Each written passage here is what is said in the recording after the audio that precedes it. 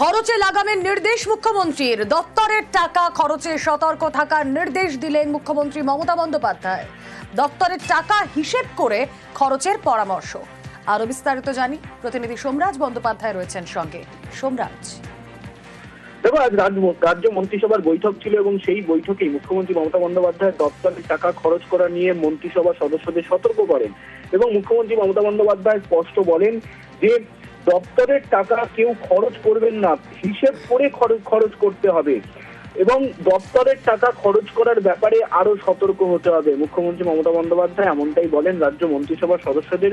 আজ যখন মন্ত্রিসভার বৈঠক হচ্ছিল সেই সময় দপ্তরের টাকা খরচ নিয়ে আরো সতর্ক হবার পরামর্শ মন্ত্রিসভার সদস্যদের দিয়েছেন মুখ্যমন্ত্রী। বেশ। ভুয়ো কাস্ট সার্টিফিকেটে সরকারি ইঞ্জিনিয়ার, অনগ্রসর শ্রেণী কল্যাণ দপ্তরের অভিযোগ পেয়ে করা পূর্ত দপ্তর। 5 অভিযুক্তের তথ্য যাচাইয়ের নির্দেশ দিয়েছেন তারা। সংশ্লিষ্ট মহকুমা শাসকদের থেকে রিপোর্ট চাওয়া হয়েছে। ভুয়ো কাস্ট সার্টিফিকেট, এই সার্টিফিকেট দেখিয়ে সরকারি চাকরি। পূর্ত দপ্তরে চাকরি করছেন 5 জন, সকলেই ইঞ্জিনিয়ার।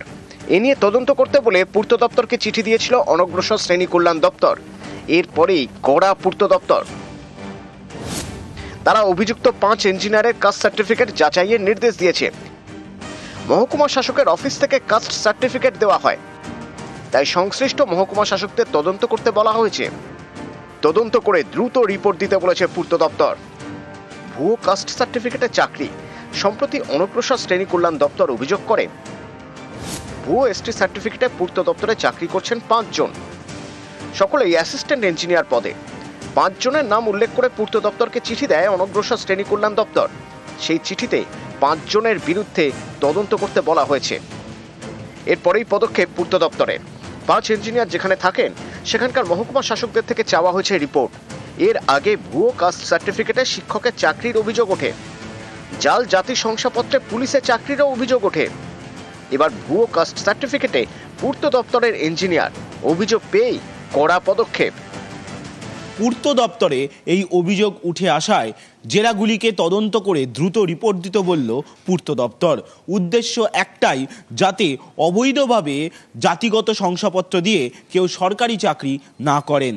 ক্যামেরায় সুমন বসুর সঙ্গে সোমরাজ বন্দ্যোপাধ্যায়, নিউজ 18 বাংলা, কলকাতা। ফের কি লালগড়ে ফিরল বাঘ? লালগড়ের জঙ্গলে বাঘের পায়ের ছাপ। আজনাশুলি জঙ্গলে বাঘের পায়ের ছাপ, আর তাতে জঙ্গল লাগোয়া গ্রামের বাসিন্দাদের মধ্যে আতঙ্ক। খবর পেয়ে ঘটনাস্থলে বন দপ্তরের টিম। 2018 সালে জঙ্গলে রয়্যাল বেঙ্গল টাইগারের দেখা মেলে। লালগড়ের জঙ্গলে ফের বাঘের পায়ের ছাপ। কথা বলবো, রাজু প্রতিনিধি রয়েছেন সঙ্গে। রাজু, বন দপ্তর সূত্রে এখনো কি খবর?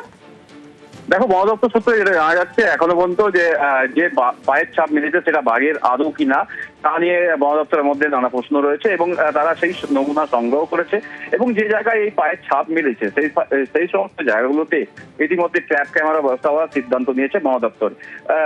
মেদিনীপুর বন দপ্তরের তরফ থেকেই মূলত এই যে বাঘের যে পায়ের ছাপ আজনাশুলির জঙ্গলে পাওয়া গেছে সেই সমস্ত পায়ের ছাপকে কেন্দ্র করে সেই জায়গাগুলোতে ইতিমধ্যে ট্র্যাপ ক্যামেরা বসানো হচ্ছে এবং যে জন্তুর কথা বলা হচ্ছে এটি আদৌ বাঘ কি না তা নিয়েও যেমন মানুষের মধ্যে প্রশ্ন রয়েছে, মানুষের মধ্যে একটা প্যানিক সৃষ্টি হচ্ছে যে পুনরায় বাঘ ফিরে এসেছে। সেই জায়গা থেকে বন দপ্তর মানুষকে সচেতন থাকতে বলেছেন এবং যাতে কোনো রকম কোনো প্যানিক না হয় তার দিকেও বলা হয়েছে, যাতে কোনো প্যানিক না করা হয় এবং মানুষকে সতর্ক থাকতে বলা হয়েছে, কারণ রাতের অন্ধকারে জঙ্গলে না যাওয়া এবং জঙ্গলের আশেপাশে না যাওয়ার নির্দেশ দেওয়া হয়েছে। ওকে, আমাদের গ্রামবাসী এখন আমরা খুব আতঙ্কে আছি। আমরা তো জঙ্গল ধারে বাসি, আমাদের জঙ্গলের উপরেই জীবিকা আমাদের। এমনিতে হাতির তো তাণ্ডব আছেই, এবার হাতি তাণ্ডবের মধ্যে আমাদের এখানে অজানা একটা জন্তু যেহেতু আমাদের পায়ের ছাপ মিলেছে, গ্রামবাসী সবাই খুব আতঙ্কে আছে। নিউজ 18 বাংলার খবরের জের। চাপের মুখে শেষ বেশ কলেজের ঘর দখল মুক্ত। 7 বছর ধরে ঠিক এখানেই হাবড়ার এই কলেজে ঘর দখল করে পার্টি অফিস চলছিল। আমরা এই খবর দেখাই, আর এই খবরের পরে অভিযুক্ত কাউন্সিলরের থেকে চাবি ফেরত।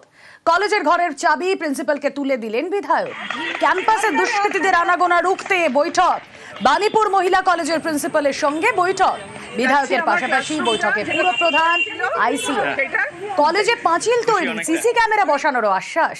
কাউন্সিলরের প্রশ্রয়, দুষ্কৃতী বাড়বাড়ন্তের অভিযোগ, ক্যাম্পাসে মদের আসর, দুষ্কৃতী দৌরাত্মের অভিযোগ, অভিযুক্ত কাউন্সিলরের ভূমিকাও খতিয়ে দেখার আশ্বাস।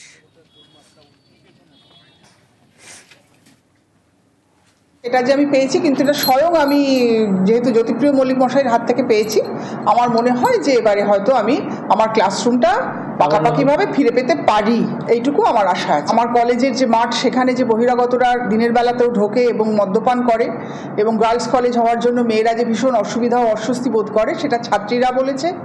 সেটাতে পুলিশের যিনি আইসি, তিনি বলেছেন প্রয়োজন হলে এখানে একটি পুলিশের কিয়স্ক বসানো হবে। প্রিন্সিপাল কিছু অভিযোগ করেছেন যে কিছু অসামাজিক কাজকর্ম তার কলেজের মধ্যে হয়, কলেজের ভেতর ঢুকে যায় রাত্রিবেলায়। আপনার ল্যান্ডটা কতটা আছে, যদি আপনার ল্যান্ডটা যতটা থাকবে আপনি ততটা কিনে নেবেন। আর আপনার এখানে যে ঘরের চাবিটা বলেছেন, ওই চাবিটা ওনাকে হ্যান্ড ওভার করে দিয়েছি। এই যে ঘরটা ব্যবহার করেন, তৎকালীন যারা সিপিএম এর লিডার ছিলেন তারা এই ঘরটা ব্যবহার করতেন। আমাদের কোনো ইউনিয়ন নয়, ইউনিয়ন রুম আমরা রাখিনি। যদি কলেজে কোনো খারাপ আচরণ দেখেন, কোনো ছেলে বাইরের খারাপ আচরণ দেখেন, পুলিশকে বলেছি যে হাই স্টেপটা নেওয়া দরকার, যে হাই স্টেপটা নিয়ে নেবেন। বদলি নিয়ে মামলা, আগের স্কুলে ফেরার নির্দেশ দিয়েছিল কলকাতা হাইকোর্ট। বলেছিল পূর্ব মেদিনীপুর জেলা প্রাথমিক শিক্ষা সংসদের কোনো আইনি অস্তিত্ব নেই।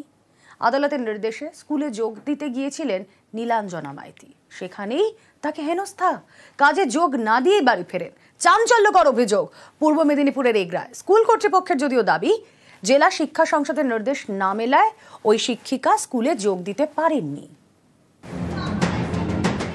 একটা সময় এই স্কুলে চাকরি করতেন নীলাঞ্জনা মাইতি।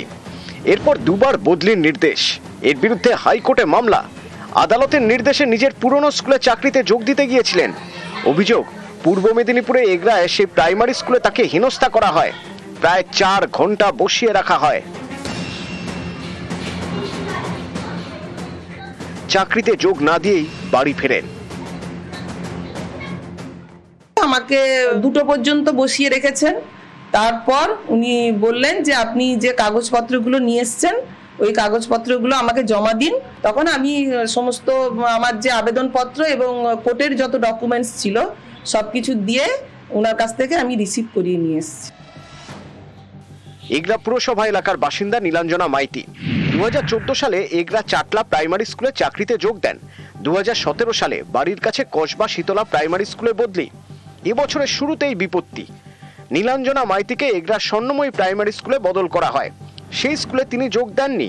পরে এগরারই জগন্নাথপুর প্রাইমারি স্কুলে বদলি, সেখানেও তিনি যোগ দেননি। এবছরে মার্চ থেকে ছুটিতে চলে যান নীলাঞ্জনা। বদলির নির্দেশ চ্যালেঞ্জ করে কলকাতা হাইকোর্টের দ্বারস্থ হন। বিচারপতি রাজস্বী ভরদ্বাজ বলেন, পূর্ব মেদিনীপুর জেলা প্রাথমিক শিক্ষা সংসদের আইনি অস্তিত্বই নেই।